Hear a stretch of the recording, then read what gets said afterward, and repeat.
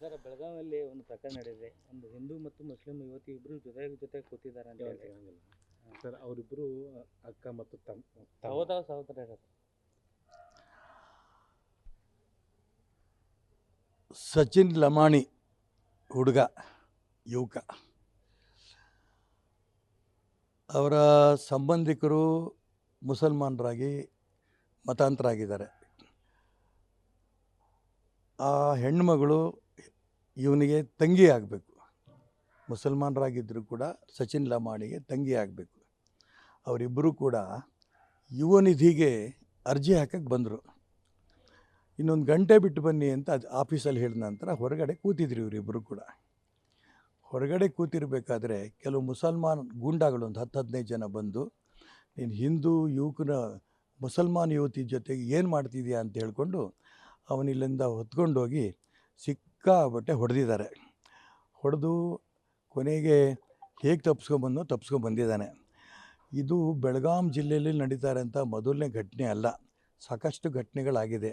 ಬೆತ್ತಲೆನೂ ಕೂಡ ಒಬ್ಬರು ಮಾಡಿದ್ರು, ನಿಮಗೆ ಗೊತ್ತಿದೆ, ಇಡೀ ರಾಜ್ಯದಲ್ಲಿ ಇರೋದು ಸುದ್ದಿ ಆಯಿತು. ಹೀಗೆ ರಾಜ್ಯದಲ್ಲಿ ಬೆಳಗಾಂನಲ್ಲಿ ಈ ರೀತಿ ಕಾನೂನು ಸುವ್ಯವಸ್ಥೆ ಸಂಪೂರ್ಣ ಹದಗೆಟ್ಟಿರಬೇಕಾದ್ರೆ ಮುಸಲ್ಮಾನ್ ಗೂಂಡಾಗಳು ಪ್ರತಿನಿತ್ಯ ಈ ರೀತಿ ಕೆಲಸಗಳು ಮಾಡ್ತಾ ಇರೋಂಥ ಸಂದರ್ಭದಲ್ಲಿ ಪೊಲೀಸ್ ಇಲಾಖೆ ಕಣ್ಮುಚ್ಚಿ ಕೂತಿದೆ.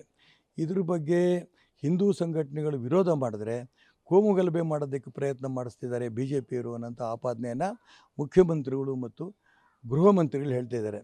ಈ ಘಟನೆ ಏನು ನಡೆದಿದೆ ಇದ್ರ ಬಗ್ಗೆ ತಕ್ಷಣ ಮುಖ್ಯಮಂತ್ರಿಗಳು ಮತ್ತು ಗೃಹ ಮಂತ್ರಿಗಳು ಗಮನ ಹರಿಸಿ ಯಾರು ಮುಸಲ್ಮಾನ್ ಗೂಂಡಾಗಳು ಆ ಸಚಿನ್ ಲಮಾಣಿಗೆ ಹೊಡೆದಿದ್ದಾರೆ ಅವರನ್ನು ತಕ್ಷಣ ಬಂಧಿಸಬೇಕು, ಅವ್ರ ಬಗ್ಗೆ ಸೂಕ್ತ ಕ್ರಮ ತಗೋಬೇಕು ಅನ್ನೋಂಥ ಒತ್ತಾಯ ಮಾಡ್ತೇನೆ. ಮತ್ತು ಇಡೀ ಕರ್ನಾಟಕ ರಾಜ್ಯದಲ್ಲಿ ಎಲ್ಲೂ ಕೂಡ ಈ ರೀತಿ ಘಟನೆಗಳಾಗದೇ ಇರೋ ರೀತಿಯಲ್ಲಿ ಗಮನಿಸಬೇಕು ಅಂತ ನಾನು ಒತ್ತಾಯ ಮಾಡ್ತೇನೆ. ಸರ್, ಇವತ್ತಿನ ಪ್ರತ್ಯೇಕ ಕೊಠಡಿ ಕರ್ಕೊಂಡು ಅವಳ ಮೇಲೆ ಕೂಡ ಭಾಳ ಮಾರಣಾಂತಿಕ ಹಲ್ಲೆ ಮಾಡಿದ್ದಾರೆ. ಅವಳ ಹೆದರಿ ಹೇಳ್ತಾ ಇಲ್ಲ.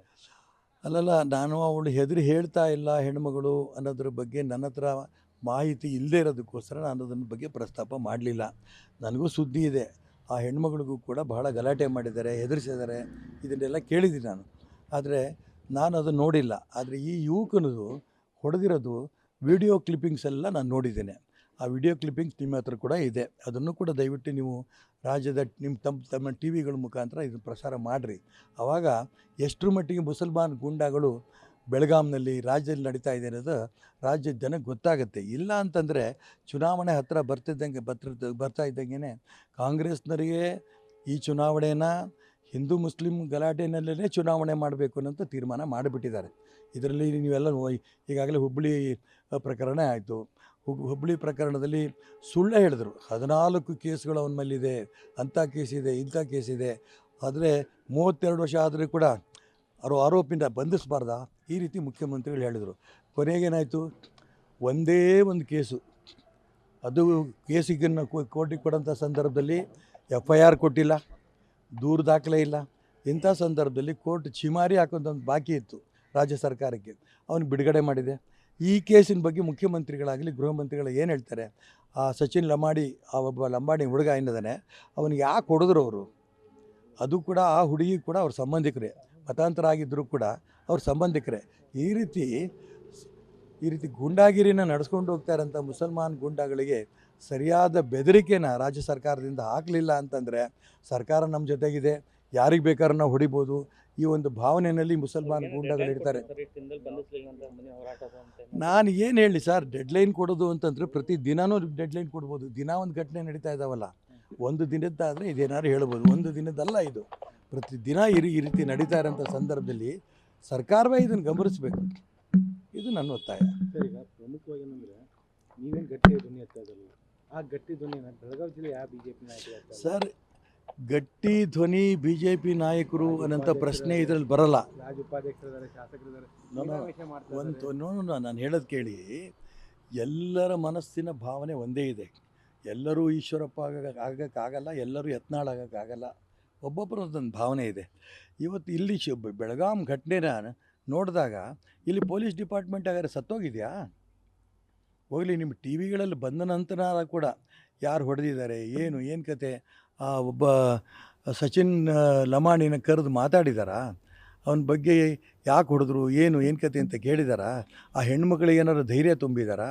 ಮುಸ್ಲಿಂ ಹೆಣ್ಮಗಳು ಇರ್ಬೋದು, ಅವಳು ಅಣ್ಣ ತಮ್ಮ ತಂಗಿ ಲೆಕ್ಕ. ಅವ್ರು ಮಾತಾಡ್ತಾನೆ ಕೂತಂಥ ಸಂದರ್ಭದಲ್ಲಿ, ಅದು ಯುವನಿಧಿಗೆ ಅರ್ಜಿ ಹಾಕಕ್ಕೆ ಬಂದಂಥ ಸಂದರ್ಭದಲ್ಲಿ 1 ಗಂಟೆ ಬಿಟ್ಟು ಬಾ ಅಂತ ಅಲ್ಲಿ ಅಧಿಕಾರಿ ಹೇಳಿದಾಗ ಹೊರಗಡೆ ಬಂದು ಕೂತಂಥವ್ರನ್ನ ಇವರು ಅನುಮಾನ ಮಾಡಿ ಎತ್ಕೊಂಡೋಗಿ ಸಿಕ್ಕಾಪಟ್ಟೆ ಹೊಡೆದಾಗ ಪೊಲೀಸ್ ಡಿಪಾರ್ಟ್ಮೆಂಟ್ ಆಗಾರೆ ಏನು ಮಾಡ್ತಾಯಿದೆ? ಲಾ ಆ್ಯಂಡ್ ಆರ್ಡರ್ ಫೇಲ್ಯೂರ್ 100 ಕಾನೂನು ಸುವ್ಯವಸ್ಥೆ ಸಂಪೂರ್ಣ ಫೇಲ್ ಆಗಿದೆ. ಫೇಲ್ ಆಗಲಿ ಅಂತಲೇ ಮುಖ್ಯಮಂತ್ರಿಗಳು ಮತ್ತು ಗೃಹ ಮಂತ್ರಿಗಳು ಕಾಯ್ತಾ ಇದ್ದಾರೆ. ಯಾಕೆಂದರೆ ಮುಸಲ್ಮಾನರು ನಮ್ಮ ಓಟ್ ಬೇಕು, ಇನ್ನೇನು ಬೇಡ ಅವರಿಗೆ. ಹೀಗಾಗಿ ಹಿಂದೂ ಯುವಕರಿಗೆ ಎಷ್ಟು ತೊಂದರೆ ಆದರೂ ಪರವಾಗಿಲ್ಲ ಅನ್ನೋಂಥ ಭಾವನೆಯಲ್ಲಿದ್ದಾರೆ.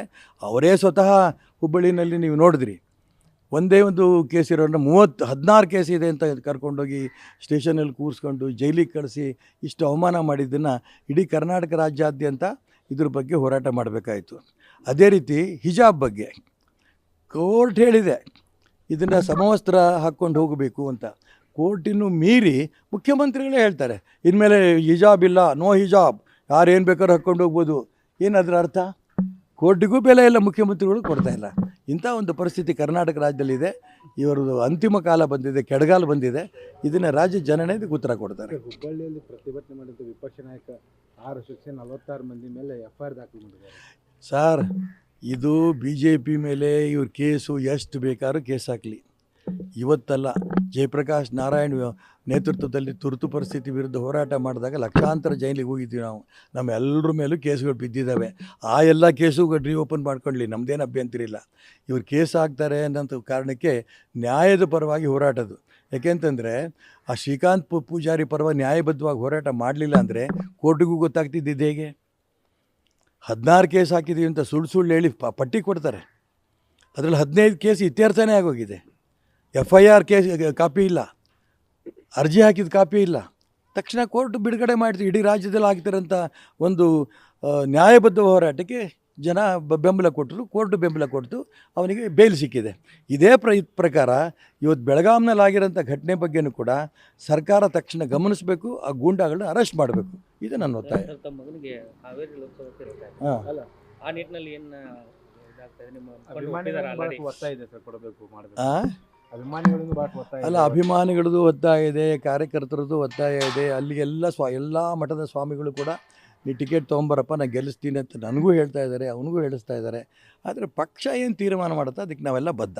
ನನ್ನ ಮಗನಿಗೆ ಟಿಕೆಟ್ ಸಿಕ್ಕರೆ ಅವ್ನು ಗೆಲ್ತಾನೆ, ಅವನಿಗೆ ಟಿಕೆಟ್ ಸಿಕ್ಕರೆ ಬೇರೆ ಯಾರು ಸಿಕ್ಕರು ಕೂಡ ಅವನ್ನೆಲ್ಲರೂ ಸೇರಿ ಗೆಲ್ಲಿಸ್ತೇವೆ. ಇಲ್ಲಿ ನನ್ನ ಮಗ ಅನ್ನೋಂಥ ಪ್ರಶ್ನೆ ಒಂದೇ ಬರೋಲ್ಲ. ಭಾರತೀಯ ಜನತಾ ಪಾರ್ಟಿ ಅಭ್ಯರ್ಥಿನ ಅಲ್ಲಿ ಗೆಲ್ಲಿಸ್ತೇವೆ. ಹಾವೇರಿಗೆ ಬೇಕಾದ್ರೆ ನಮ್ಮ ಶಿವಮೊಗ್ಗ ಗೊತ್ತಿಲ್ಲ. ಈಗ ಒಂದು ಕಡೆ ಡಿಸ್ಟರ್ಬ್ ಮಾಡಿ ಇನ್ನೊಂದು ಕಡೆ ನಾನು ಇಷ್ಟಪಡೋದಿಲ್ಲ. ಈಗ ನಮ್ಮ ಶಿವಕುಮಾರ್ ಉದಾಸಿಯವರೇ ನನಗೆ ಹೇಳಿದ್ರು ನಾನು ಕಂಟೆಸ್ಟ್ ಮಾಡೋದಿಲ್ಲ ಅಂತ. ನಾನು ಕಂಟೆಸ್ಟ್ ಮಾಡಲ್ಲ ಅಂದಾಗ ಆ ಜಾಗದಲ್ಲಿ ವೇಕೆಂಟ್ ಇದೆ ಅಂತಂದಾಗ ಅನೇಕರನ್ನು ಕೇಳಿದೆ ನಾನು. ಆ ಎಲ್ಲ ಅನೇಕರು ಹಿರಿಯರು ಅಲ್ಲಿ ಓಡಾಟ ಮಾಡಪ್ಪ ಅಂತ ಹೇಳಿದ್ದಾರೆ, ಓಡಾಟ ಮಾಡ್ತಾ ಇದ್ದಾರೆ. ನೋಡೋಣ, ಭಾರತೀಯ ಜನತಾ ಪಾರ್ಟಿ ಟಿಕೆಟ್ ಕೊಟ್ಟರೆ ಸಂತೋಷ, ಇಲ್ಲಾಂದ್ರೆ ಯಾರಿಗೆ ಕೊಟ್ಟರೆ ಅವ್ರು ಗೆಲ್ಲಿಸ್ತೀವಿ. ನ್ಯೂಸ್ ಫಸ್ಟ್, ನಿರ್ಭೀತಿಯಿಂದ ನಿಮ್ಮ ಪರವಾಗಿ.